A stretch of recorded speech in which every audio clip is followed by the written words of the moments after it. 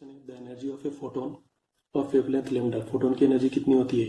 E equal to AC upon lambda. तो यही answer है। Which of the following are thermions. Thermions मतलब कोई मेटल को गर्म करके जो बाहर निकलता है उसको हम लोग थर्मोआयंस बोलते हैं। तो वो क्या बाहर निकलता है? इलेक्ट्रॉन्स ही बाहर निकलते हैं। अगला है momentum of a photon of wavelength lambda is what. देखो मोमेंटम फोटोन का हम लोगों ने क्या लिखा था? ये लिखा था E equal to E divided by C। ठीक है, तो E क्या होता है? SC upon lambda. एक C नीचे, ये कट गया, H अपॉन लैम्डा ही तो आएगा। यही अपना आंसर है। अगला क्वेश्चन है de Broglie wave corresponding to a particle of mass m and velocity v has a wavelength। है ना, डी ब्रोगली जो वेवलेंथ होती है वो होती है lambda equal to H upon momentum. तो मास हम लोगों को m दे रखा है, वेलोसिटी v दे रखा है, तो मोमेंटम कितना हो जाएगा? m into v। तो lambda equal to H upon mv। ये अपना आंसर है।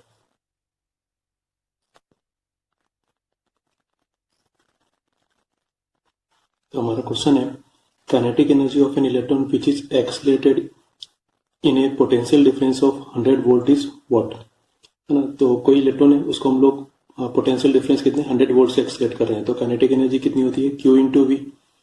ठीक है, Q इलेक्ट्रॉन है इसलिए E लिखेंगे और V मतलब 100 वोल्ट, ये लिख दिया। E की वैल्यू है 1.6 इंटू 10 टू द माइनस 19। 100 से मल्टीप्लाई किया तो 1.6 into 10 to the minus 17 joule. ये क्या आंसर में है? ये अपना आंसर है। नेक्स्ट क्वेश्चन है if the threshold wavelength of a certain metal is 2000 angstrom then the work function of the metal is what. देखो वर्क फंक्शन को हम लोग किससे लिखते हैं? 50 से लिखते हैं और इसका फॉर्मूला होता है SC upon lambda zero. Lambda zero threshold wavelength होती है और ये हम लोगों को 2000 एंगस्ट्रॉम दे रखी है। ठीक है, तो जब हम लोग इसकी अप्रोक्सीमेट कैलकुलेशन कर रहे होते हैं तो इसको हम लोग 12400 अपॉन लैम्डा जीरो से करते हैं। और जब ऐसा ये वाला फॉर्मूला काम में लेते हैं तो लैम्डा जीरो को किस में रखते हैं? एंगस्ट्रॉम में ही रखते हैं। तो 12400 में हम लोग 2000 से डिवाइड कर रहे हैं तो हमारा आंसर आ रहा है 6.2 इलेक्ट्रॉन वोल्ट। ठीक है, ये क्या ऑप्शन में है? तो यही अपना आंसर है। अगला क्वेश्चन है, पहले कर लेते हैं फिर ये करेंगे। Number of ejected photo electrons increases with increase in what? In wavelength of the light, in intensity of light, in frequency of light, never increases। तो हम लोगों को इंक्रीज क्या करना है? Number of photo electrons. ठीक है, तो नंबर ऑफ फोटो इलेक्ट्रॉन्स तब ज्यादा निकलेंगे जब ज्यादा फोटोन मेटल पे कोलाइड करेंगे, है ना, क्योंकि उसी से उनको ज्यादा इलेक्ट्रॉन्स को एनर्जी मिलेगी और वो बाहर निकलने की कोशिश करेंगे। तो हम लोग यहाँ बोलेंगे कि इंटेंसिटी इंक्रीज करने पर, है ना, यही तो बोल रखा है number of ejected photo electrons increases with increase in intensity of light. ठीक है, फ्रीक्वेंसी और वेवलेंथ तो एनर्जी से रिलेटेड होती है, मतलब इससे क्या फर्क पड़ता है कि जो इलेक्ट्रॉन फोटो इलेक्ट्रॉन बाहर निकल रहा है उसकी मैक्सिमम काइनेटिक एनर्जी कितनी हो सकती है ना, इससे तो इन दोनों का रिलेशन होता है। और नंबर ऑफ फोटो इलेक्ट्रॉन्स का रिलेशन किससे होता है? इंटेंसिटी से होता है। ठीक है, तो हम इस क्वेश्चन को करते हैं। The threshold frequency for photoelectric effect on sodium corresponds to a wavelength of 5000 angstrom, its work function is what. अब बस खाली ये बोल रखा है कि यहाँ ये जो लाइन लिखी है ऐसे ही दे रखी है, बेवकूफ बनाने के लिए दे रखी है। तो बस ये बोल रखा है कि जो ये थ्रेशोल्ड फ्रीक्वेंसी बोल दिया तो ये थ्रेशोल्ड वेवलेंथ हो जाएगा, बस इतना सा है। ठीक है, हम लोगों को वर्क फंक्शन कैलकुलेट करना है, मतलब हम लोगों को 50 कैलकुलेट करना है। 50 कितना होता है? SC अपॉन लैम्डा जीरो से निकाल लेंगे। ठीक है, अब यहाँ पे जो आंसर आएगा इससे जो आंसर आता है ना, उसमें हमारे पास में दो तरीके हैं। H और C की वैल्यू रखो और लैम्डा जीरो किस में रखो? मीटर में। और दूसरा मेथड है SC को 12400 रखो और लैम्डा जीरो को किस में रखो? एंगस्ट्रॉम में। तो जब हम लोग ये यूज कर रहे होते हैं तो हमारा डायरेक्ट आंसर जूल में आता है। या हमारे पास ऑप्शन जूल में दे रखे तो हम लोग H और C की वैल्यू रख के और लैम्डा जीरो को मीटर में रख के इसकी कैलकुलेशन कर सकते हैं। और जब हम लोग ये यूज करते हैं तो हमारा आंसर इलेक्ट्रॉन वोल्ट में आता है, लेकिन इधर तो जूल लिखा हुआ है तो हम लोगों को इसको 1.6 इंटू 10 टू द माइनस 19 से मल्टीप्लाई भी करना पड़ता है, तब ये आंसर जूल में निकल के आता है। तो देखते हैं चलो क्या हो रहा है। देखो लैम्डा जीरो कितना था? 5000 एंगस्ट्रॉम। 50 कितना था? SC upon lambda zero. तो पहला मेथड हम लोग क्या कर रहे हैं? H की वैल्यू रख रहे हैं 6.6 into 10 to the power minus 34 और C की value 3 into 10 to the power 8। तो लैम्डा जीरो हम लोगों को किस में रखना पड़ेगा? मीटर में रखना पड़ेगा। एंगस्ट्रॉम लिखा हुआ था इसलिए 10 टू द पावर माइनस 10 से हम लोग इसको लिख रहे हैं। ठीक है, अब जब हम लोग इसको सॉल्व करते हैं तो इसका पॉइंट हम लोगों ने हटाया है ना, ये डेसिमल हम लोग हटाएंगे तो उसकी जगह पर 10 आ जाएगा।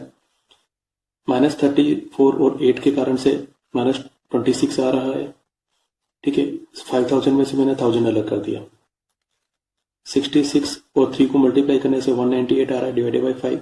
और इधर ये 10 टू द पावर -10 था, यहाँ 10 टू द पावर 4 है तो 10 टू द पावर -6 नीचे बचेगा। ये जब ऊपर जाएगा तो 10 टू द पावर -20 बचेगा। इधर 198 में 5 को डिवाइड करने से 39.6 आता है।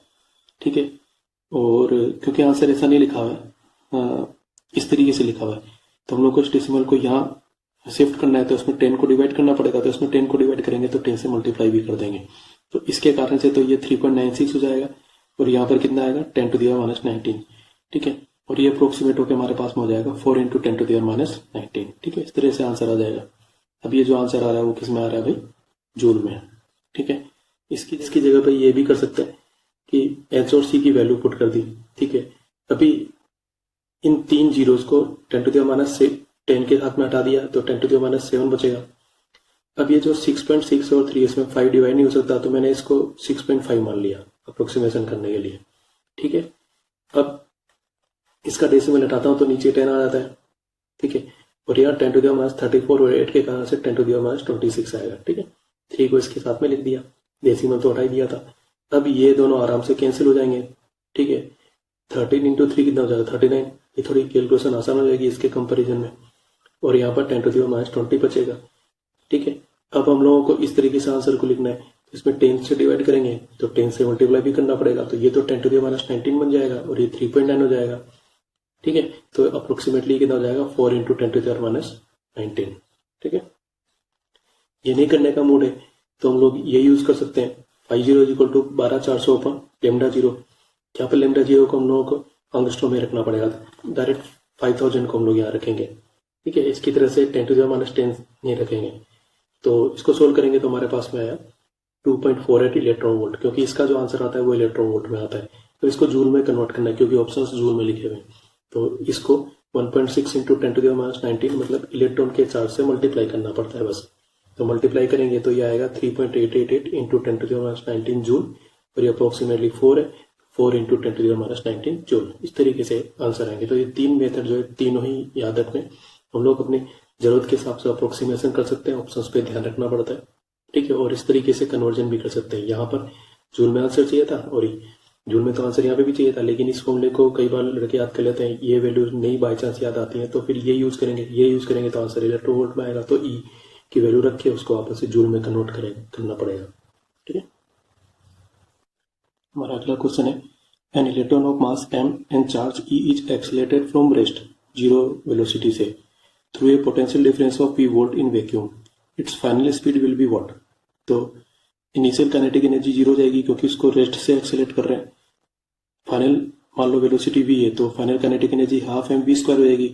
तो जो वर्क डन होगा kinetic change in kinetic energy के इक्वल हो जाएगा। तो change in kinetic energy is actually ½ mv² only, क्योंकि इनिशियल काइनेटिक एनर्जी तो 0 है। और वर्क डन कितना होता है q × ΔV। ठीक है, q की जगह पर हम लोग क्या रखेंगे, इलेक्ट्रॉन का चार्ज रखेंगे क्योंकि इलेक्ट्रॉन को एक्सीलरेट कर रहे हैं। तो ये लिख दिया E, और V क्या हो जाएगा, जितने वोल्टेज से हम लोग इसको एक्सीलरेट कर रहे हैं, ये कैपिटल V वोल्टेज है। ठीक है, यहाँ से 2 को क्रॉस मल्टीप्लाई किया, m को क्रॉस मल्टीप्लाई किया और फिर v² निकाल के स्क्वायर रूट किया क्योंकि हम लोगों को तो स्पीड चाहिए था। तो आंसर आया v = √2eV/m। ये क्या ऑप्शन में हाँ है, ये अपना आंसर है।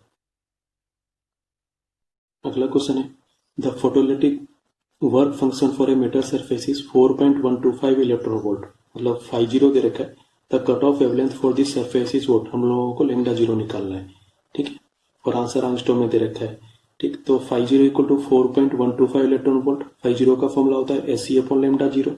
ठीक है, तो इसको हम लोग 12400/λ0 वाले फॉर्मूले से निकाल सकते हैं। λ0 उधर चला जाएगा, 50 इधर आ जाएगा, तो λ0 कितना आएगा 12400/50। ठीक है, तो हम लोग यहाँ पर 50 की वैल्यू 4.125 रखते हैं तो हमारा आंसर आता है 3006.06 एंगस्ट्रॉम। ऐसा अवेलेबल नहीं है लेकिन 3000 तो अवेलेबल है। वो सारे आंसर अलग अलग है तो फिर हमारा ऑप्शन यही होगा, लोग इस पर टिक करेंगे। ये अप्रोक्सीमेट वैल्यू ध्यान रखना है। ठीक है, अब इसकी कैलकुलेशन करने के लिए हम लोग क्या क्या कर सकते हैं, इसका पॉइंट हटाएंगे तो नीचे 1000 आएगा क्योंकि डेसिमल के बाद में 3 डिजिट है ना, तो ये डिवाइड हो क्या आएगा, इसलिए वो ऊपर चला जाएगा, इसलिए 1000 को ऊपर लिख दिया।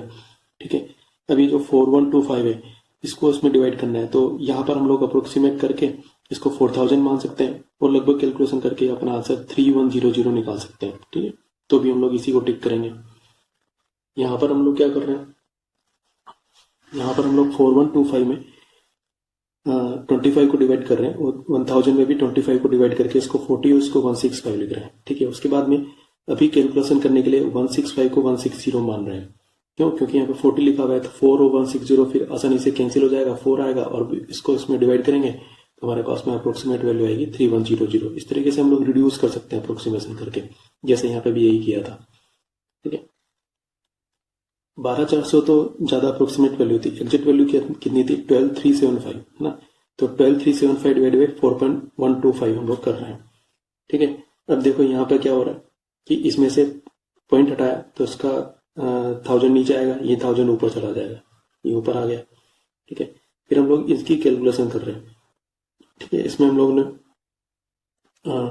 25 वगैरह से डिवाइड वगैरह किया तो हमारे पास में ये आया, फिर उसके बाद में और कैंसिल किया तो ये 99/33 आया, तो ये कैंसिल होके 3 आया और फिर उसके बाद ये 1000 तो है, तो ये आंसर 3000 हो गया। तो ये जो आंसर आ रहा है वो इस वाले फॉर्मूले यानी कि 12375 वाले फॉर्मूले से आ रहे हैं। ठीक है, तो एग्जाम में कभी तो हम लोग 12375 को नोटिस करेंगे, कभी 12400 को नोटिस करेंगे, है ना। वैसे मैंने कहा था इस पर ज्यादा ध्यान देना है, ज्यादातर आंसर 12375 के हिसाब से होते हैं और आंसर्स को नोटिस करो, दूर दूर है तो अप्रोक्सीमेशन हम लोग इस तरीके से कर सकते हैं कैलकुलेशन में।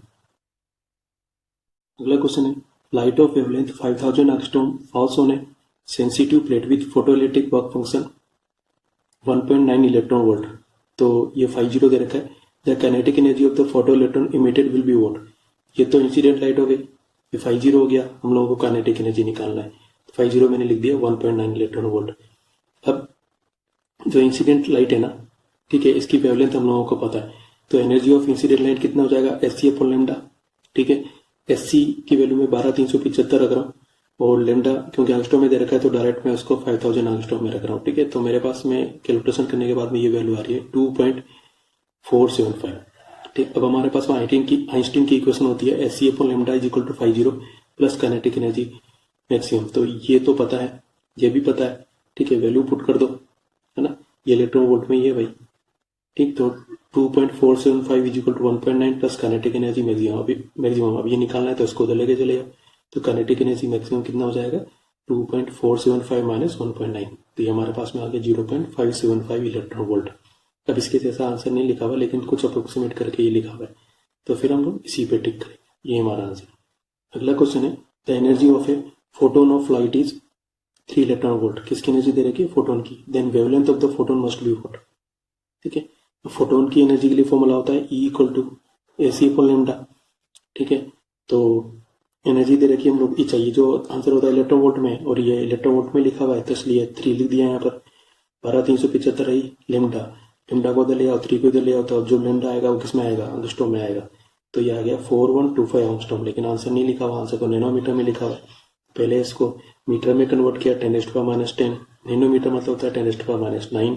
ठीक है, तो अपन क्या करेंगे, इसमें 10 से मल्टीप्लाई कर देते हैं, 10 से डिवाइड कर देते हैं, तो इसके कारण से तो 10⁻⁹ हो जाएगा और इसके कारण से 5 के पहले डॉट लग जाएगा, तो ये हो जाएगा 412.5 इंटू 10⁻⁹। तो ये तो नैनोमीटर का नाम है, तो हमारे पास में आंसर कितना है 412.5 नैनोमीटर, तो ये अपना आंसर हो जाएगा। अगला क्वेश्चन है, when light of wavelength 300 nanometer falls on a photoelectric emitter, photoelectrons are liberated.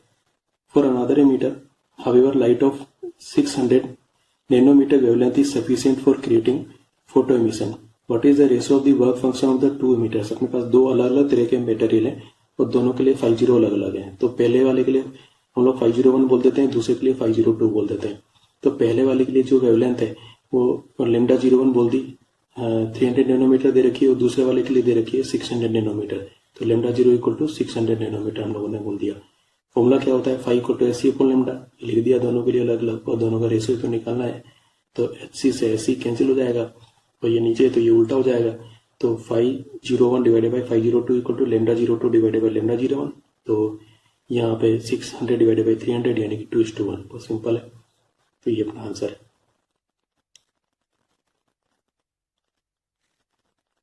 अगला क्वेश्चन है the momentum of a photon of light 1 mega electron volt in kilogram metre per second is what. ठीक है, momentum मतलब P है ना, किसकी बात कर रहे हैं अपन, फोटोन की बात कर रहे हैं। तो फोटोन के लिए मोमेंटम होता है E/c। ये फॉर्मूला याद रखना है हम लोगों को। ई कितना दे रखा है, 1 मेगा इलेक्ट्रॉन वोल्ट। ठीक है, तो मेगा मतलब 10⁻6 होता है, तो ये हो गया 1 × 10⁻6 इलेक्ट्रॉन वोल्ट। ठीक भाई, और सी कितना है, 3 × 10⁸। तो अभी फाइनली ये भी कंप्लीट नहीं हुआ है, हम लोगों ने अभी खाली मेगा की वैल्यू पुट की है। अब इलेक्ट्रॉन वोल्ट को चेंज करना है तो ई की वैल्यू 1.6 × 10⁻19 रखनी पड़ेगी, वो हमारा काम होगा। ठीक है, अब इसको हम लोग सॉल्व करते हैं तो ये आंसर आता है करीब करीब 5 × 10⁻22। ठीक है, ऑप्शन में दे रखा है क्या, तो ये हमारा आंसर है। अगला क्वेश्चन है in photoelectric effect the work function of a metal is 3.5 electron volt. The emitted electrons can be stopped by applying a potential of -1.2 volt. ये V0 है। Then the energy of incident photon is what, the energy of incident photon is what. If higher frequency photons be used the photoelectric current will rise. When energy of photons is 3.5 electron volt the photoelectric current will be maximum. इस तरह से हम लोगों को कुछ option दे दिए, देखो सोचते हैं हम लोग। ठीक है, 5 दे रखा है कितना, 3.5 इलेक्ट्रॉन वोल्ट। V0 दे रखा है -1.2 वोल्ट। ठीक है, अब हमारे पास जो आइंस्टीन इक्वेशन होती है वो होती है H = 5 plus kinetic energy maximum. ठीक है, तो ये जो काइनेटिक एनर्जी मैक्सिमम होती है वो V0 के टर्म्स में क्या होती है, Q × V0।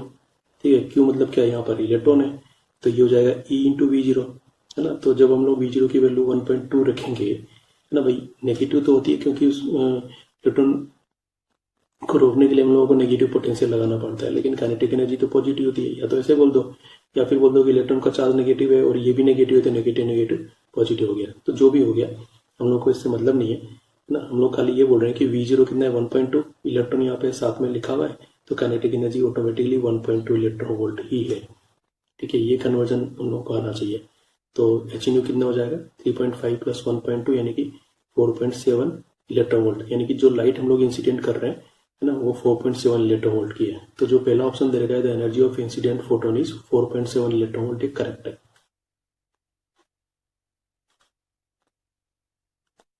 अगला क्वेश्चन है according to Einstein's photoelectric equation the graph between the kinetic energy of photoelectrons ejected in the frequency of incident radiation is what. देखो आइंस्टीन की इक्वेशन क्या होती है भाई, H = 5 प्लस काइनेटिक एनर्जी, ये होता है ना, इसको उधर लेके चलिए। तो काइनेटिक एनर्जी इक्वल टू जाएगा H - 5। ठीक है, तो हम लोगों को ग्राफ किस में बनाना है, इसमें और इसमें बनाना है। तो ये एक्स एक्सिस पे दे रखा है सबके अंदर, और ये वाई एक्सिस पे दे रखा है। ठीक है, तो जब ये 0 होगा, है ना, तब काइनेटिक एनर्जी कितनी हो जाएगी, जब न्यू इक्वल टू फ्रीक्वेंसी 0 है तो काइनेटिक एनर्जी इक्वल टू -5। ठीक है ना। अब यहाँ पे देखते हैं हम लोग, इधर देखो, जब न्यू 0 है तो काइनेटिक एनर्जी यहाँ पे लिखी हुई है, तो -5 तो नहीं है, तो पॉजिटिव लिखा हुआ है। ठीक है, तो फिर ये गलत हो रहा है यहाँ पर, तो ये हमारा आंसर नहीं है। यहाँ पे देखो, जब न्यू 0 है तो काइनेटिक एनर्जी पॉजिटिव हो रहा है, ये भी गलत है। यहाँ देखो, जब न्यू 0 है तो काइनेटिक एनर्जी 0 नहीं है, तो 5 के नेगेटिव के इक्वल है। ठीक है, तो ये भी गलत है। यहाँ देखो, यहाँ पे कुछ अजीब सा नजर आ रहा है, तो हम लोग इसको थोड़ा सा पीछे भेज देते हैं, उस लाइन को पीछे की तरफ एक्सटेंड कर देते हैं। अब देखो, जब न्यू 0 है तो ये वाली जो लाइन है ये इसको यहाँ कहाँ इंटरसेक्ट करिए, नेगेटिव साइड में इंटरसेक्ट कर रही है ना, तो यही तो हमारा -5 आ रहा है, यानी कि ये वाला ग्राफ इसको टेली कर रहा है। तो फिर यही हमारा आंसर। अगला क्वेश्चन है a photo cell employs photoelectric effect to convert first change in the frequency of light into a change in electric voltage, दूसरा है change in the intensity of illumination into a change in photoelectric current, तीसरा है change in the intensity of illumination into a change in the work function of the photo cathode, fourth है change in the frequency of light into a change in the electric current. अब देखो, photo cell में क्या होता है, photo cell में cell के ऊपर लाइट गिर रही होती है, और लाइट गिरने से उसके अंदर कुछ करंट फ्लो होने लगता है, ये इसके अंदर हो रहा है। ठीक है, लाइट गिर रही है मतलब इंटेंसिटी। ठीक है, तो यहाँ पर ये हो रहा है कि हम लोग ये बोल रहे हैं कि इंटेंसिटी के कारण से करंट फ्लो हो रहा है। ठीक है, तो हम लोग ये बोलेंगे कि change in the intensity of illumination into a change in the photoelectric current. ये हमारे लिए करेक्ट हो जाएगा। अगला क्वेश्चन है the work function of a surface of a photosensitive material is 6.2 electron volt. The wavelength of the incident radiation for which the stopping potential is 5 volt lies in the region. ठीक भाई, देखते हैं दे रखा है। तो 50 हम लोगों को 6.2 इलेक्ट्रॉन वोल्ट दे रखा है, V0 5 वोल्ट है।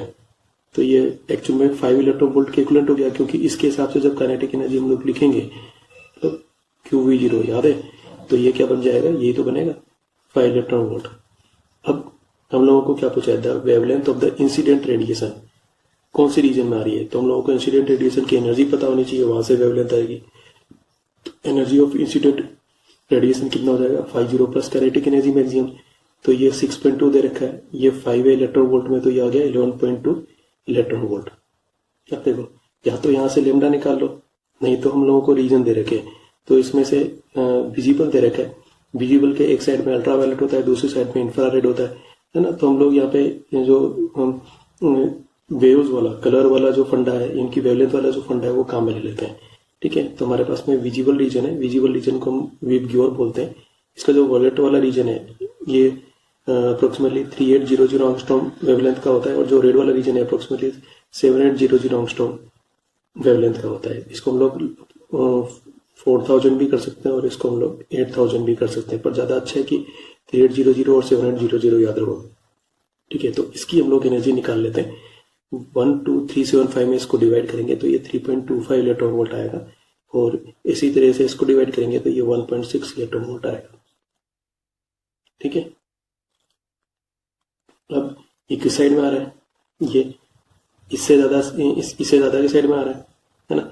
जब हम लोग विबग्योर में जाते हैं, जैसे ये हमारे पास में विबग्योर है, तो मैंने अपनी थ्योरी में बताया था कि थ्योरी वाले नोट्स में कि यहाँ पे एक्स रेज होती हैं, फिर अल्ट्रावायलेट रेज होती हैं, फिर विबग्योर होता है, फिर इंफ्रारेड होती है। ठीक है, तो जब हम लोग लेफ्ट से राइट जाते हैं तो लेमडा की वैल्यू जो है वो बढ़ती है, लेमडा की वैल्यू बढ़ती है तो एनर्जी की वैल्यू कम होती है, दिख ही रहा है हम लोगों को। ठीक है, तो ये कहाँ पर लाया करेगा, ये तो इस तरफ लाया करेगा, क्योंकि इधर 3.25 है या 1.6 है, तो ये तो 11 इलेक्ट्रॉन वोल्ट तो यहाँ कहीं आएगा, इससे भी दूर आएगा, नजदीक नहीं आएगा। तो ये किस रीजन में लाया करेगा, एक्स रे रीजन में लाया करेगा। तो हमारा आंसर ये हो जाए। अगला क्वेश्चन है the figure shows a plot of photo current versus anode potential for a photo sensitive surface for 3 different radiations, which one of the following is a correct statement. I और V के बीच में graph दे रखा है, ये दोनों graph तो यहाँ मिल रहे हैं और ये थोड़ा आगे जा रहा है। स्टॉपिंग पोटेंशियल से इसके ये V01 है ए और बी दोनों के लिए, और ये V02 होगा। ठीक है, इसके लिए ज्यादा नेगेटिव पोटेंशियल लगाना पड़ रहा है, मतलब यहाँ पर ये जो ज्यादा पावरफुल लाइट हम लोग इंसिडेंट कर रहे हैं, यहाँ पे वीक लाइट इंसिडेंट कर रहे हैं, ऐसा मतलब है कुछ। ठीक है, हम लोग ज्यादा अच्छे स्टेटमेंट पढ़ लेते हैं, वहां से चूज करते हैं अपने ऑप्शन को। फर्स्ट क्या देगा, curves A and B represent incident radiations of different frequencies and different intensities. A और बी की बात कर रहा है, ए और बी। ठीक है, तो ये ए और बी तो एक ही पॉइंट पे मिल रहा है, यानी कि इन दोनों की जो एनर्जी है वो सेम है, यानी कि ये लोग सेम फ्रीक्वेंसी वाली इंसिडेंट रेडिएशन को रिप्रेजेंट कर रहे हैं। तो फिर ये ऑप्शन हमारा गलत हो गया। अगला पढ़ते हैं, curves A and B represent incident radiations of same frequency. तो ये करेक्ट हो सकता है, बट ऑफ डिफरेंट इंटेंसिटीज। हाँ, ये सही हो सकता है, क्योंकि ये ग्राफ आगे जाके इस तरीके से आएगा तो इनकी इंटेंसिटी डिफरेंट हो सकती है। तो ये ऑप्शन हमारा करेक्ट हो सकता है। नेक्स्ट देखते हैं, कर्व्स बी एंड सी, मतलब ये दोनों represent incident radiations of different frequencies. हाँ, ये डिफरेंट फ्रीक्वेंसीज के एंड डिफरेंट इंटेंसिटीज। नहीं, इंटेंसिटीज इन दोनों की सेम है, क्योंकि ये दो ग्राफ यहाँ पे मिल रहे हैं, तो ये गलत हो गया। Curves B and C represent incident radiations of same frequency. नहीं साहब, सेम फ्रीक्वेंसी के नहीं है, तो वैसे भी गलत हो गया। यही हमारा correct answer.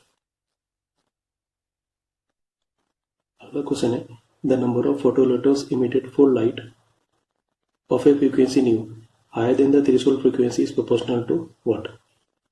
Number of photoelectrons किसके प्रोपोर्शनल होती है, कई बार बता दिया मैंने, इंटेंसिटी ऑफ लाइट की प्रोपोर्शनल होती है। अगला क्वेश्चन है, when monochromatic radiation of intensity 5 falls on a metal surface, ठीक है, the number of photoelectrons and their maximum kinetic energy are n and t, ठीक है, number of photoelectrons तो n हो गया और maximum kinetic energy क्या हो गया t. if the intensity of radiation is 2i, मतलब ये डबल कर दिया, the number of emitted electrons भी डबल हो जाएंगे, प्रोपोर्शनल होती है, तो n की जगह वो क्या हो जाएगा 2n, तो 2n यहाँ पर और यहाँ पर लिखा हुआ है, तो इन दोनों में ऐसा आंसर है. And their maximum kinetic energy are respectively what, तो हम लोगों ने खाली इंटेंसिटी को इंक्रीज किया, हम लोगों ने उसकी फ्रीक्वेंसी या एनर्जी को तो इंक्रीज किया ही नहीं है, तो जो मैक्सिमम काइनेटिक एनर्जी हो तो वही रहना है, यानी कि यही हमारा आंसर है. अगला क्वेश्चन है the potential difference that must be applied to stop the fastest photoelectrons emitted by a nickel surface having work function 5.01 electronvolt when ultraviolet light of 200 nanometre falls on it must be what. तो बहुत simple है ये, तो हम लोगों को kinetic energy वगैरह निकालनी है, फिर बात करनी है. तो जो लाइट हम लोग इंसिडेंट कर रहे हैं उसकी वेवलेंथ कितनी है 200 नैनोमीटर, तो लेमडा हो गया 200 नैनोमीटर, तो ये हो गया 2000 एंगस्ट्रॉम. अब जो अल्ट्रावायलेट लाइट है उसकी एनर्जी कितनी होगी, क्योंकि हम लोगों को वर्क फंक्शन इसमें दे रखा है इलेक्ट्रॉन वोल्ट में, और ये सब भी इलेक्ट्रॉन वोल्ट के टाइप से दे रखा है, इसलिए हम लोग ये कर रहे हैं. तो 12375 अपॉन 2000 जो है 6.19 इलेक्ट्रॉन वोल्ट आ जाता है. 50 हम लोगों को दे रखा है 5.01 इलेक्ट्रॉन वोल्ट वर्क फंक्शन, ठीक है. तो हम लोग आइंस्टीन इक्वेशन काम में ले लेते हैं, ये हो जाएगा 6.19 इज इक्वल टू 5.01, ये 5 आता है यहाँ पे, ठीक है, प्लस काइनेटिक एनर्जी मैक्सिमम, तो ये उधर जाएगा, तो हमारे पास में मैक्सिमम काइनेटिक एनर्जी कितना आएगा 1.18 इलेक्ट्रॉन वोल्ट. ये किसके इक्वल होता है E इंटू V0 के इक्वल होता है. इसे E काट दो या दो ऐसे बोलते तो V0 कितना हो जाएगा 1.18 वोल्ट, ठीक है. 1.18 जो है वो 1.2 वोल्ट के इक्वल है, ठीक. अब यहाँ पर हमारे पास में 1.2 पॉजिटिव भी है 1.2 नेगेटिव भी है, तो हम लोग बोलेंगे कि नेगेटिव वाला करेक्ट है, क्योंकि जो V0 स्टॉपिंग पोटेंशियल होता है वो नेगेटिव होता है, तो फिर ये हमारा करेक्ट आंसर है. नेक्स्ट है इन photoelectron emission process from a metal of work function 1.8 electron volt, the kinetic energy of most energetic electrons is 0.5 electron volt. The corresponding stopping potential is what, ठीक है. तो ये इसी की जैसे सोल्व करना है, तो हम लोग सोल्व कर लेना, इसको मैं सोल्व करके नहीं बता रहा हूँ, ठीक है. अगला क्वेश्चन है a photoelectric surface is illuminated successively by monochromatic light of wavelength lambda and lambda by 2. 2 बार हम लोग यूज कर रहे हैं, 2 अलग अलग वेवलेंथ यूज कर रहे हैं. If the maximum kinetic energy of the emitted photoelectrons in the second case is means this case is 3 times that in the first case. इसकी जो काइनेटिक एनर्जी है इसकी काइनेटिक एनर्जी की 3 टाइम्स है, ठीक है. The work function of the surface of the material is what, equations बनाने पड़ेंगे भाई इसमें. HNu इक्वल टू होता है 5 प्लस काइनेटिक एनर्जी, तो HNu को मैं लिख देता हूँ Sc अपॉन लेमडा, क्योंकि हम लोगों को यहाँ पे वेवलेंथ दे रखा है, तो पहले के लिए लिख दिया Sc upon lambda is equal to 5 plus kinetic energy 1. यहाँ से काइनेटिक एनर्जी 1 कैसे आएगी, ये उधर चला जाएगा.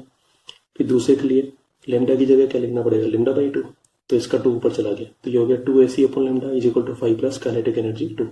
ये निकालना है, ये उधर चला जाएगा, ठीक है. अब हम लोगों को क्या बोल रखा है कि जो सेकेंड केस है, सेकेंड केस का जो काइनेटिक एनर्जी है वो फर्स्ट वाले केस का 3 टाइम्स है ना, तो यानी कि kinetic energy 2 is equal to 3 into kinetic energy 1, ये हम लोगों को दे रखा है. तो काइनेटिक एनर्जी 2 तो ये था, यहाँ रख दिया, काइनेटिक एनर्जी 1 ये था, इसको यहाँ रख दिया, तो ये 3 जो है इस पूरे से मल्टीप्लाई होगा, इसलिए 3 Sc अपॉन लेमडा माइनस 3 5, इसको हम लोग सोल्व करते हैं, तो 5 इज इक्वल टू आता है Sc अपॉन 2 लेमडा. ये हमारा आंसर. अगला क्वेश्चन है photons with energy 5 electron volt are incident on a cathode C in a photoelectric cell. The maximum energy of emitted photoelectrons is 2 electron volt. इस वाले case में when photons of energy 6 electron volt are incident on C, no photoelectrons will reach the anode A, ठीक है. if the stopping potential of A relative to C is what, हम लोगों को यहाँ पर स्टॉपिंग पोटेंशियल के बारे में बताना है, लेकिन कब, सेकेंड वाले के लिए केस में. तो जो स्टॉपिंग पोटेंशियल होता है वो काइनेटिक एनर्जी से रिलेटेड होता है, तो हम लोग को काइनेटिक एनर्जी एक्चुअली निकालना है, ठीक है. तो पहले वाले केस के अंदर एनर्जी ऑफ फोटोन कितना दे रखा है 5, ये दे रखा है, ठीक है. और जो मैक्सिमम काइनेटिक एनर्जी दे रखी थी वो कितनी दे रखी है 2 इलेक्ट्रॉन वोल्ट, इलेक्ट्रॉन वोल्ट में दे रखी है, ठीक है. तो आइंस्टीन इक्वेशन काम में लेते हैं, ये हो जाएगा energy of light is equal to 50 plus kinetic energy, 2 उधर चला जाएगा, तो 50 कितना आएगा 3 इलेक्ट्रॉन वोल्ट. ये तो फिक्स है ना, चाहे कोई भी लाइट यूज करें. अब सेकेंड केस के अंदर एनर्जी ऑफ फोटोन कितना है, एनर्जी ऑफ फोटोन है 6 इलेक्ट्रॉन वोल्ट। ठीक है, 50 हम लोगों ने यहाँ से निकाल लिया है। यहाँ से हम लोग पहले काइनेटिक एनर्जी निकालेंगे, वहां से जस्टिफाई करेंगे कि स्टॉपिंग पोटेंशियल कितना है। ठीक है, तो यही इसी तरीके से आइंस्टीन इक्वेशन काम में ले रही है। इंसिडेंट लाइट की एनर्जी हो गई, ये 6 दे रखी है, ये 503 दे रखा है। काइनेटिक एनर्जी मैक्सिमम हम लोगों को निकालना है, 3 उधर चला जाएगा। तो जो काइनेटिक एनर्जी मैक्सिमम आई वो 3 इलेक्ट्रॉन वोल्ट आई। ठीक है, तो ये किसके इक्वल है, ई V0 के इक्वल है। तो V0 कितना आ जाएगा 3 वोल्ट, लेकिन ये कैसा होना चाहिए, नेगेटिव होना चाहिए, इसलिए हम लोग बोलेंगे -3 वोल्ट। तो ये हमारा आंसर। अगला क्वेश्चन है, the photoelectric threshold wavelength for silver is 3250 into 10⁻⁻10 मीटर। lambda 0 दे रखा है। The velocity of electron ejected from a silver surface by ultraviolet light of wavelength this is what. Light की वेवलेंथ दे दी अपन लोगों को, और जो इलेक्ट्रॉन बाहर निकल रहा है उसकी वेलोसिटी निकाल ली है, मतलब काइनेटिक एनर्जी वगैरह पता करना है। ठीक है भाई, H और C दे रखा है, यही काम में लेना है। तो lambda 0 कितना है 3250 into 10⁻⁻10। lambda जो इंसिडेंट लाइट है उसके लिए दे रखी है 2536 10⁻⁻10। अब देखो आइंस्टीन इक्वेशन होती है h nu is equal to 5050 की जगह हम लोग लिख रहे हैं h nu 0 plus kinetic energy, ये हो जाएगा ऐसी अपॉन लैम्डा, ये हो जाएगा ऐसी अपॉन लैम्डा 0। इसको लिख देते हैं हाफ mv², क्योंकि हम लोगों को बाद में वेलोसिटी निकालना है। ठीक है, इसको उधर लेके चले गए, हाफ mv² इक्वल टू आ जाएगा AC upon lambda minus AC upon lambda 0। इन दोनों में से एसी कॉमन ले लिया, 1 upon lambda minus 1 upon lambda 0, ये रख के हम लोगों ने थोड़ा सोल्व किया। तो ये कुछ आ रहा है 1.72 into 10⁻⁻19। ठीक है, अब इसमें क्या होगा, 2 ऊपर चला जाएगा, m नीचे आ जाएगा, तो बस यही किया। तो v² इक्वल टू कितना हो जाएगा, 2 को ऊपर लेके चला गया तो 1.72 से 2 मल्टीप्लाई हो रहा है, और m को नीचे लेके आ गया। ठीक है, m की वैल्यू कितनी है, इलेक्ट्रॉन के लिए बात हो रही है, तो 9.1 into 10⁻31 हो जाएगा। सोल्व करेंगे, v² की वैल्यू 37.8 into 10⁻10 आएगी। तो ये 6 के स्क्वायर के आसपास है ना, तो जब हम लोग इसका स्क्वायर रूट लेंगे तो ये 6 के आसपास आ जाएगा। तो 6.14 into 10⁵ मीटर पर सेकेंड आ रहा है, तो ये अप्रोक्सीमेटली इसके इक्वल है। तो ये हमारा करेक्ट आंसर है। ठीक है, और ये जो वैल्यू है ये इसी को चेंज करके लिखी हुई, तो ये भी हमारा आंसर हो सकता है ना। और इन दोनों में हम लोगों को कंपेयर करने के लिए बोलेगा तो हम लोग इसी को प्रीफर करेंगे। अगला क्वेश्चन है, when intensity of incident light increases what happens. Intensity का मतलब क्या हो जाएगा कि ज्यादा फोटोन्स, ज्यादा मतलब इंटेंसिटी इंक्रीज करें ना हम लोग, इसलिए तो ज्यादा फोटोन्स मेटल पे कोलाइड करें तो ज्यादा फोटो इलेक्ट्रॉन्स बाहर निकलेंगे, तो ज्यादा फोटो इलेक्ट्रॉन्स बाहर निकलेंगे तो फोटो करंट इंक्रीज होएगा। तो बस यही करेक्ट आंसर है। नेक्स्ट क्वेश्चन है, the wavelength associated with an electron accelerated through a potential difference of 100 volt is of the order of what. तो ये हम लोग कौन से फॉर्मूले से निकालते हैं, वेवलेंथ लैम्डा इक्वल टू होता है h/√2m/q into v।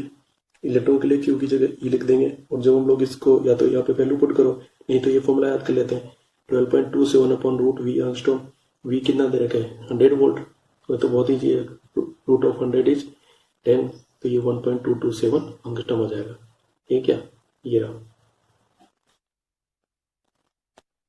अगला क्वेश्चन है, which of the following is true. ठीक है, पहला क्या बोल रखा है, the stopping potential increases with increasing intensity of incident light. ये स्टॉपिंग पोटेंशियल तो काइनेटिक एनर्जी के हिसाब से होता है ना, ज्यादा जो सबसे ज्यादा पावरफुल इलेक्ट्रॉन होता है उसको रोक लेता है, तो उसका इंटेंसिटी से क्या मतलब है, गलत है। The photo current increases with increasing intensity of light, ये सही हो सकता है ना। The current in photo cell increases with increasing frequency of light, नहीं, जो लाइट की फ्रीक्वेंसी से तो खाली ये मतलब होता है कि इलेक्ट्रॉन्स बस बाहर निकलेंगे, है ना।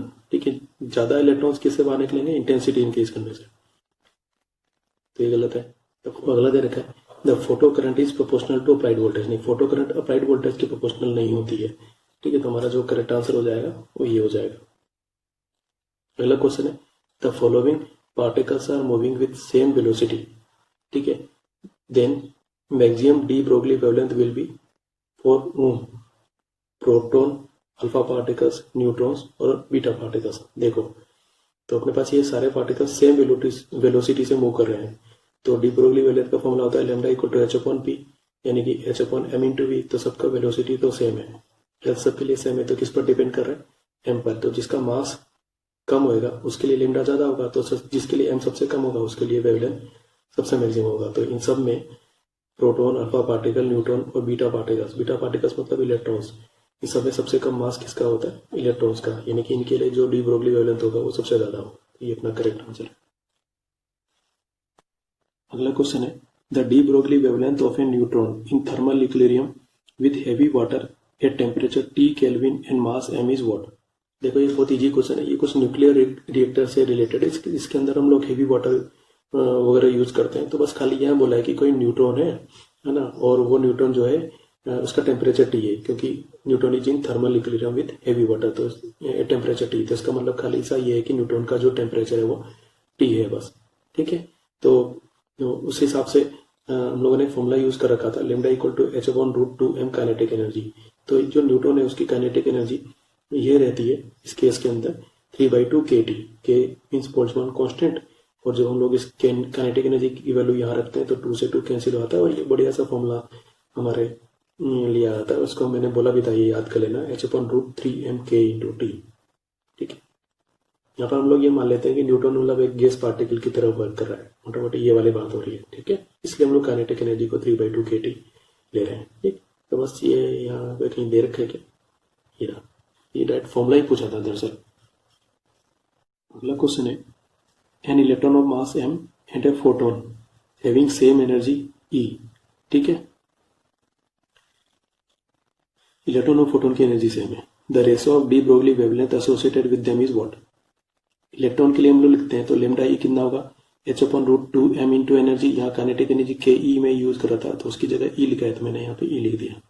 ठीक है, फोटोन का जो वेवलेंथ होता है वो होता है Sc/E। ठीक है, ये मैंने यहाँ रख दिया। अब यहाँ पर खाली हम लोगों को रिलेशन पूछा है रेशो में, तो हम लोग इसको इससे डिवाइड करें तो lambda E upon lambda photon is equal to ये हो जाएगा, एच से एच कैंसिल, ये कुछ ऐसे आ गया।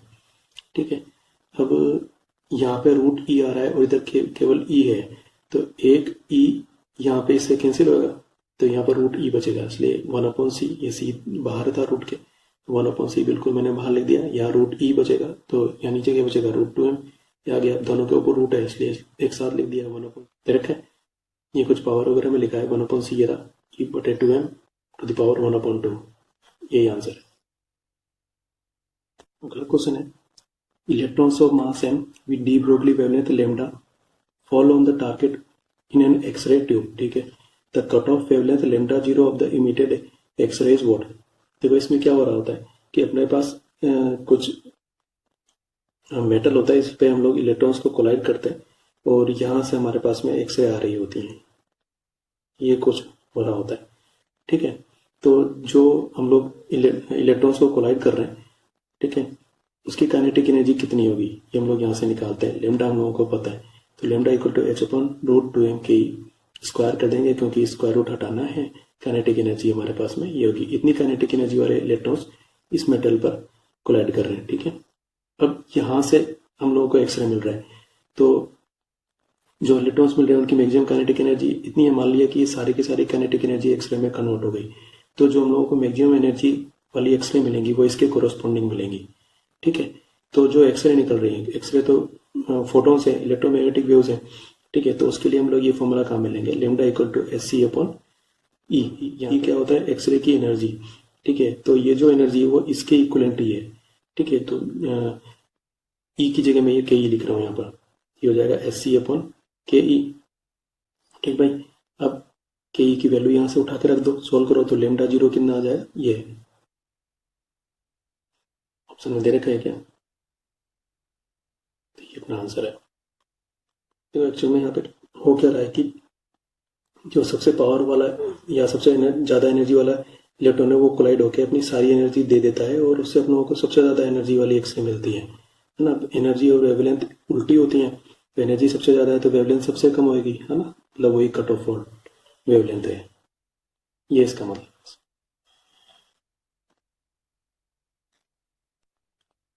तो हमारा अगला क्वेश्चन है light of wavelength 500 nanometre is incident on a matter with work function 2.28 electron volt. ये हम लोगों को 50 दे रखा है। The de Broglie wavelength of the emitted electron is what. ठीक है, तो जो इलेक्ट्रॉन बाहर निकल रहे हैं उनकी हम लोगों को डी ब्रोगली वेवलेंथ निकालनी है। ठीक है, तो उसके लिए हम लोगों को उनकी काइनेटिक एनर्जी चाहिए होगी। ठीक है, तो देखते हैं क्या हो रहा है। तो लेमडा कितना दे रखा है 500 नैनोमीटर यानी कि 5000 एंगस्ट्रॉम। तो जो लाइट इंसिडेंट हो रही है उसकी एनर्जी कितनी होगी 12375 डिवाइडेड बाई 5000, तो ये आ रहा है हमारे पास में लगभग 2.5 इलेक्ट्रॉन वोल्ट। ठीक है, 50 हम लोगों को दे रखा है 2.28 इलेक्ट्रॉन वोल्ट। ठीक है, तो आइंस्टीन इक्वेशन लगाते हैं, energy of incident light is equal to 50 plus kinetic energy maximum. तो जो काइनेटिक एनर्जी मैक्सिमम आया ये 0.22 इलेक्ट्रॉन वोल्ट आया। ठीक है, तो इसके कोरोस्पोंडिंग जो स्टॉपिंग पोटेंशियल होगा वो कितना होगा V0 is equal to 0.22 volt. ठीक भाई, तो अब मतलब वो जो इलेक्ट्रॉन्स थे ना उनको रोकने के लिए हम लोगों को इतना स्टॉपिंग पोटेंशियल की जरूरत है। ठीक है, तो वो जो फोटो इलेक्ट्रॉन्स है उनके लिए जो वेवलेंथ निकल के आएगी वो कितनी आएगी 12.27 डिवाइडेड बाई V0। ये रखते हैं, तो इसको सोल्व करते हैं, तो ये आ रहा है 25.9 एंगस्ट्रॉम। एंगस्ट्रॉम मतलब ये अब देखो आंसर्स मीटर में लिखे हैं तो 10⁻10 करना पड़ेगा। फिर डेसिमल से पहले एक ही डिजिट है तो इसको पॉइंट को यहाँ लगाना पड़ेगा, तो ये अपने पास हो जाएगा 2.59 इंटू 10⁻9 मीटर। ठीक है, अब ये काइनेटिक एनर्जी क्योंकि मैक्सिमम है तो उससे हम लोगों को जो V0 मिलेगा वो मैक्सिमम मिलेगा। तो V0 मैक्सिमम है तो लेमडा कौन सा मिलेगा मिनिमम, यानी कि हम लोगों को इससे ज़्यादा लेमडा भी मिल सकते हैं, इससे ज़्यादा डी ब्रोगली वेवलेंथ भी मिल सकती हैं। ठीक है, तो ये हमारे पास में हो जाएगा मिनिमम वेवलेंथ, है ना, इसलिए ग्रेटर देन इक्वल टू वाला साइन यहाँ पर यूज किया है ना। तो आंसर दे रखा है क्या, तो 2.59 लिखा हुआ है और यहाँ पर हमारे पास में 2.8 लिखा हुआ है। तो ये क्योंकि सब अप्रोक्सीमेट कैलकुलेशन है ना, तो हमारे पास में यही करेक्ट ऑप्शन है, यही हमारा आंसर। अगला क्वेश्चन है, if the momentum of an electron is changed by p, ये चेंज इन मोमेंटम है, then the de Broglie wavelength associated with changes by 0.5%। तो चेंज इन वेवलेंथ हम लोगों को देखा मतलब delta lambda upon lambda percentage में देखा है 0.5%। ठीक है, मतलब एक्चुअली ये delta lambda upon lambda into 100 इस टाइप से। ठीक है, the initial momentum of the electron is what. देखो डी ब्रोगली वेवलेंथ और मोमेंटम कैसे कनेक्टेड होते हैं, p equal to H upon lambda. ठीक है, अब हम लोगों को p के बारे में सोचना है ना। तो वैसे तो हम लोग फॉर्मूला ये याद करते हैं lambda equal to H upon p, तो मैंने p को उधर लिख दिया, लेमडा को उधर लिख दिया। अब जो एरर वाला चैप्टर था उस तरीके से हम लोग इसको सोल्व करेंगे, क्योंकि जो हम लोगों को डिफरेंसेस दे रखे हैं वो बहुत ही कम दे रखे हैं 0.5%। ठीक है, तो मैंने वहां पे बताया था कि चेंजेस या एरर्स 5% से कम होते हैं तो हम लोग ये मेथड लगा सकते हैं, नहीं तो फिर हम लोगों को दूसरा मेथड लगाना पड़ता है। ठीक है, तो ये सब कम है इसलिए हम लोग ये वाला मेथड लगा रहे हैं। इसके लिए हम लोग चेंज की बात करेंगे तो ये हो जाएगा delta p upon p into 100। H में तो कोई फर्क पड़ ही नहीं रहा, लेमडा में फर्क पड़ रहा है, तो ये हो जाएगा delta lambda upon lambda into 100। तो ये तो हम लोगों को पहले से ही दे रखा है परसेंटेज में 0.5। ठीक है, अब अपन यहाँ से 100 को नीचे लेके आ रहे हैं तो डेल्टा p अपॉन p कितना हो जाएगा 0.5 अपॉन 100, इसका पॉइंट हटाया, ये 5 अपॉन 1000 हो गया, यानी कि 1 अपॉन 200 हो गया। अब ये p क्या था, ये p इनिशियल मोमेंटम है और ये जो ऊपर डेल्टा p यहाँ पर आ रखा है, ये डेल्टा p हम लोगों को क्या दे रखा है चेंज्ड बाई p, यही p है, तो यहाँ पर p लिख दिया और इस p की जगह हम लोगों ने p1 लिख दिया। ठीक है, तो ये हमारे पास में बन गया, यहाँ से p1 को इधर ले आओ 200 को इधर ले आओ, तो p1 इक्वल टू कितना हो जाएगा 200p। ठीक है, तो फिर यही हमारा आंसर है। तो हमारा अगला क्वेश्चन है, the wavelength lambda E of an electron and lambda P of a photon of same energy E, energy दोनों की सेम है, they are related by any one of these. ठीक है, तो हम लोग लेमडा ई लिखेंगे, लेमडा पी लिखेंगे फोटोन के लिए और आपस में रिलेशन देखेंगे। तो फोटोन की एनर्जी मान लो ई है, दोनों की एनर्जी सेम है ना, तो ई इक्वल टू ऐसे अपॉन लेमडा, लेमडा को लेमडा पी लिख देता हूँ, इसको उधर लेके चले आता हूँ, ई को नीचे ले आता हूँ, तो लेमडा पी इक्वल टू ऐसे अपॉन ई। इलेक्ट्रॉन के लिए lambda E equal to H upon √2m E हो जाएगा, यहाँ पे स्क्वायर रूट नहीं आ रहा है, यहाँ पे स्क्वायर रूट है तो दोनों साइड स्क्वायर कर देता हूँ, तो lambda E square is equal to हो जाएगा एच स्क्वायर अपॉन 2m। ठीक है, लेमडा पी में लेमडा ई स्क्वायर वाले को डिवाइड कर दिया, तो ये सी अपॉन ई इंटू ये उल्टा हो जाएगा 2m अपॉन एच स्क्वायर, एक एच से एक एच कैंसिल। ठीक है, तो ये ई से ई कैंसिल, तो हमारे पास में आएगा 2mc अपॉन एच। ठीक है, तो लेमडा ई स्क्वायर को उधर लेके चलेगा, तो lambda P equal to 2mc upon H into lambda E square. हम लोगों को प्रोपोर्शनलिटी के हिसाब से पूछ रखा है तो हम लोग बोलेंगे कि lambda P proportional to lambda E square. ये ऑप्शन में यहाँ पर हमारे पास आंसर है। अगला क्वेश्चन है, a particle of mass 1 milligram has the same wavelength as an electron moving with a velocity of 3 into 10⁻6 metre per second, the velocity of the particle is what. तो कोई particle है, उसका मास 1 milligram दे दिया ना, और wavelength same है, electron किस velocity से मूव कर रहा है, 3 into 10⁻6 से, ठीक है। तो हमारे पास में जो वेवलेंथ होती है पार्टिकल के लिए, लेमडा इक्वल टू h/p यानी कि h/mv होता है। तो पहले के लिए हम लोगों ने बोल दिया लेमडा 1 इक्वल टू h/m1v1, और इलेक्ट्रॉन के लिए बोल दिया lambda e equal to h/meve। ये दोनों इक्वल है, सेम वेवलेंथ दे रखा है यहाँ पे, सेम वेवलेंथ, तो दोनों को इक्वल रख दिया, एस से एच कैंसिल, इधर उधर लेके चले जाओ, m1v1 इक्वल टू meve। हम लोगों को तो v1 निकालना है, वेलोसिटी ऑफ द पार्टिकल, ठीक है। तो ये पार्टिकल के लिए लिखा था, ये इलेक्ट्रॉन के लिए लिखा था, v1 निकालना है। ये आ गया, यहाँ पे me मतलब मास ऑफ इलेक्ट्रॉन लिखा, ये वेलोसिटी ऑफ इलेक्ट्रॉन हम लोगों को ये दे रखा है, और m1 हम लोगों को 1 मिलीग्राम दे रखा है, तो 1 into 10⁻³ हो जाएगा। तो सोल्व करेंगे तो आ जाएगा 2.7 into 10⁻21 मीटर पर सेकेंड। एक है कहीं पर, ये अपना आंसर। अगला क्वेश्चन है, in the Davisson Germer experiment the velocity of electrons emitted from the electron gun can be increased by increasing the potential difference between anode and filament, ठीक है। तो बस यही अपना आंसर है, increasing the potential difference between anode and filament. अगला question है, a 200 watt sodium street lamp emits yellow light of wavelength 0.6 micrometre, assuming it to be 25% efficient in converting electrical energy to light, the number of photons of yellow light it emits per second is what। तो हम लोगों को क्या दे रखा है, जो sodium street lamp है उसकी पावर दे रखी है P, ठीक है, और उसकी जो वेवलेंथ है वो 0.6 माइक्रोमीटर दे रखी है। कितनी एफिशिएंट है, 25% एफिशिएंट है, मतलब इसका 25% एक्चुअली काम आ रहा है, ठीक है।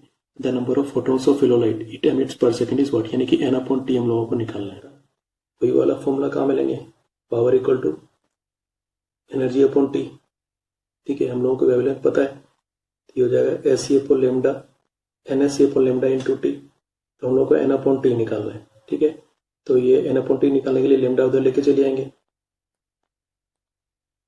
तो अपने पास आएगा लेमडा p, और SC इसके नीचे आ जाएगा इस तरीके से, ठीक है। अब लेमडा वगैरह हम लोग पुट कर देंगे, ये रहा 0.6 माइक्रोमीटर, ठीक है। H और C हम लोग पुट कर देंगे, कोई दिक्कत नहीं है। P कैसे पुट करेंगे, P 200 पुट नहीं करेंगे, है ना, क्योंकि इसका खाली 25% ही काम आ रहा है, क्योंकि एफिशिएंसी कितनी है 25%। तो ये जो P लिखा जाएगा दरअसल ये ऐसे 200 का 25%, तो ये हो जाएगा 200, तो 25/100 ऐसे P लिखा जाएगा, और बाकी ये H इंटू C है ही, ठीक है। इसको सोल्व करोगे वैल्यू रखने के बाद में, तो हमारे पास में ये आंसर आ जाएगा। ये तुम लोग को सोल्व करना है। अगला क्वेश्चन है, a radio transmitter operates at a frequency of 880 kilohertz and a power of 10 kilowatt, the number of photons emitted per second is what.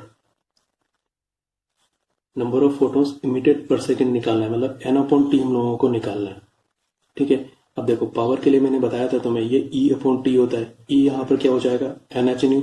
इसके बाद हम लोग थ्योरी में कर चुके हैं, P इक्वल टू nhν/t हो गया। हम लोग को यहाँ पर n/t निकालना है, number of photons emitted per second. तो ये hν जो है P के नीचे आ जाएगा, तो n/t इक्वल टू P/hν, ठीक है।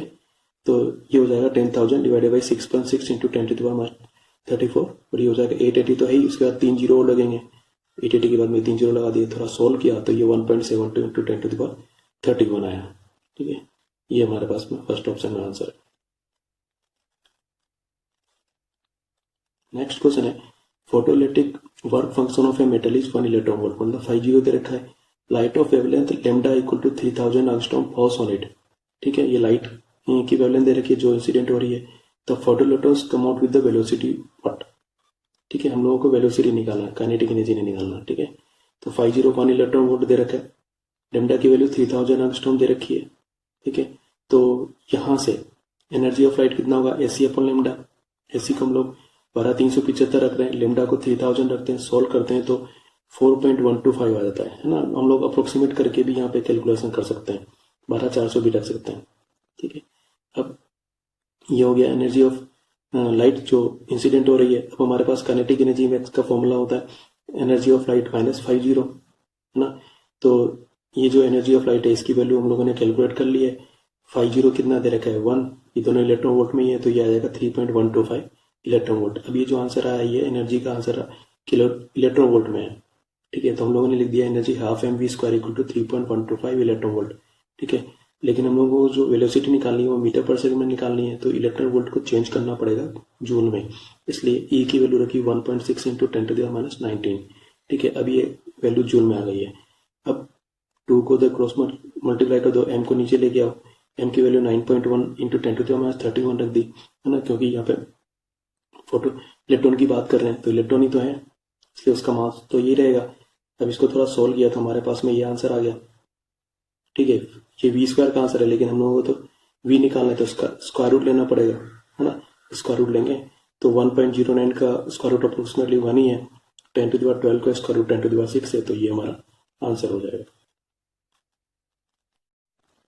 अगला क्वेश्चन है the work functions of metals A B and C are 1.92 electron volt, 2 electron volt and 5 electron volt according to Einstein's equation the metals which will emit photon electrons for a radiation of wavelength 4100 angstrom is what।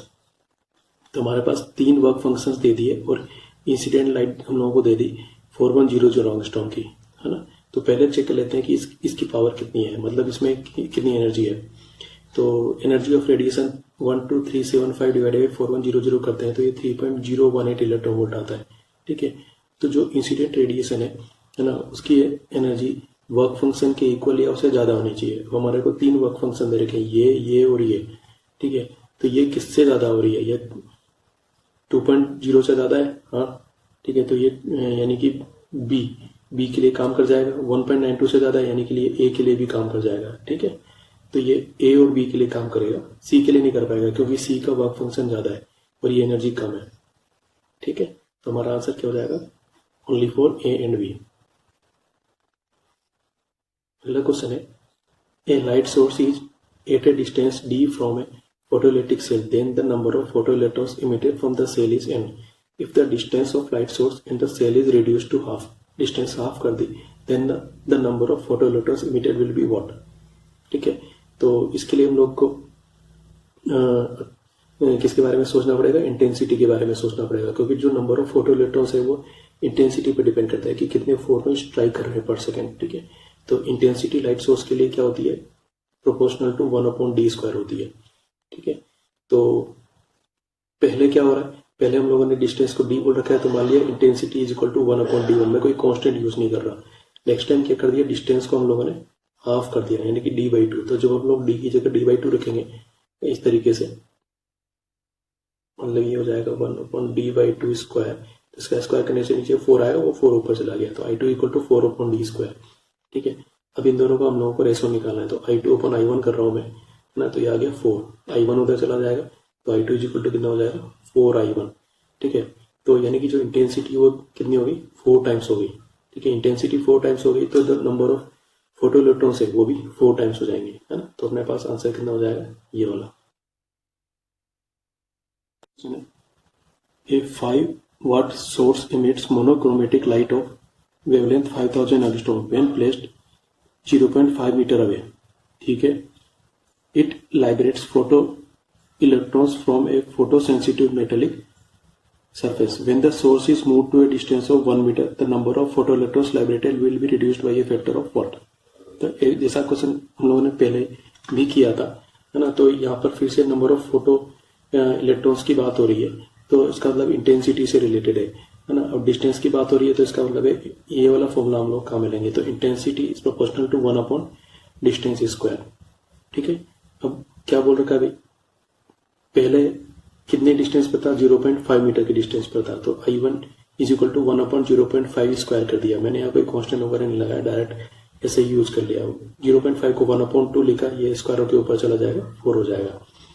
ठीक है, next time हम लोगों ने क्या किया कि जो distance है उसको 1 मीटर कर दिया। ठीक है, तो इस टी की जगह 1 लिख दिया, 1² 1 होता है, तो i1 अभी हमारे पास में 1 आ गया। ठीक है, अब हम लोगों को बताना है कि कितना क्या हो रहा है, तो मैंने i2/i1 किया तो ये 1/4 आ गया, तो i2 कितना हो गया, 1/4i1, यानी कि जो i2 है, जो नई इंटेंसिटी है वो i1 की 1/4 हो गई है। ठीक है, अब हमारे को यहाँ पे क्या दे रखा है, अच्छा यही नंबर ऑफ फोटो इलेक्ट्रॉन्स को रिजेंबल करता है, intensity proportional to number of photo electrons. तो लिखा हुआ क्या है, the number of photo electrons liberated will be reduced by a factor of what, है ना। तो पहले से ही ये रिड्यूस्ड वर्ड काम मेरे रखा है, जैसे ऐसा क्वेश्चन हम लोगों ने पहले भी कहीं किया था। ठीक है, हम लोग क्या बोलेंगे कि this intensity is reduced by a factor of 4, so the number of photo electrons reduced by a factor of 4। तो ये हमारा करेक्ट आंसर। अगला क्वेश्चन पढ़ते हैं। A source S1 is producing 10⁻15 photons per second of wavelength 5000 angstrom. Another source S2 is producing 1.02 into 10⁻15 photons per second of wavelength 5100 angstrom. Then power of S2 divided by power of S1 is what? अपने पास में दो source है S1 से 10⁻15 photons पर second बन रहे हैं और उनकी वेवलेंथ कितनी है 5000 एंगस्ट्रॉम। फिर दूसरा सोर्स है S2, उससे 1.02 इंटू 10⁻15 फोटोन्स पर सेकेंड बन रहे हैं और उनकी वेवलेंथ है 5100 एंगस्ट्रॉम। तो हम लोगों को इन दोनों की पावर का रेशियो निकालना है। अब देखो, फोटोन वगैरह के लिए पावर हम लोग कौन से फॉर्मूले से देते हैं, P = energy divided by time. ठीक है, अब क्योंकि यहाँ पे नंबर ऑफ फोटोन्स की बात कर रहे हैं तो एनर्जी को हम लोग hc/λ लिखने की जगह पर nhc/λ लिख रहे हैं। ठीक है, अब क्योंकि सब चीजें पर सेकेंड के बेसिस पर हो रही है, देख लो पर सेकेंड के बेसिस पर हो रही है, तो यहाँ पर हम लोग t = 1 रख देते हैं। ठीक है, तो t = 1 रख देंगे तो p = कितना होगा, nhc/λ आएगा बस। ठीक है, अब इसको मैं पहले वाले सोर्स के लिए लिख रहा हूँ, फिर बाद में दूसरे वाले सोर्स के लिए लिख रहा हूँ। तो मान लीजिए PS1 जो है वो पहले वाले सोर्स की पावर है और PS2 दूसरे वाले सोर्स की पावर है। तो इस फॉर्मूले में t = 1 रखने पर PS1 कितना हो जाएगा, N1 hc/λ1। h और c तो दोनों के लिए सेम है। इसी तरह से PS2 = N2 hc/λ2।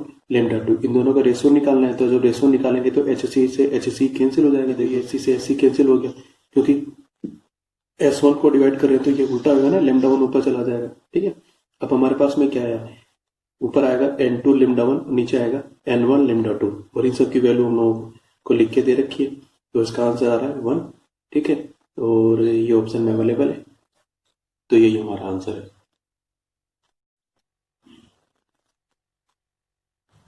इस क्वेश्चन में क्या लिखा है भाई, an electron of mass m, ठीक है, with an initial velocity vector v = v0 i cap, v0 positive है, enters an electric field vector e = -e0 i cap, तो ये e0 कांस्टेंट है, ये भी पॉजिटिव है, एट t = 0। ठीक है, if lambda 0 is its de Broglie wavelength initially, then its de Broglie wavelength at time t is what? ठीक है, तो जब ये इलेक्ट्रिक फील्ड में एंटर होगा तो उस पर कुछ ना कुछ फोर्स लगेगा इलेक्ट्रॉन पर। ठीक है, उसके कारण से एक्सेलरेशन आएगा और एक्सेलरेशन के कारण से वेलोसिटी चेंज होगी, वेलोसिटी चेंज होगी तो ये लैम्डा चेंज हो जाएगा, डी ब्रोगली वेवलेंथ, है ना। तो बस वही हम लोगों को टाइम टी पे निकालना है। अब डी ब्रोगली वेवलेंथ क्या होती है बताओ जरा।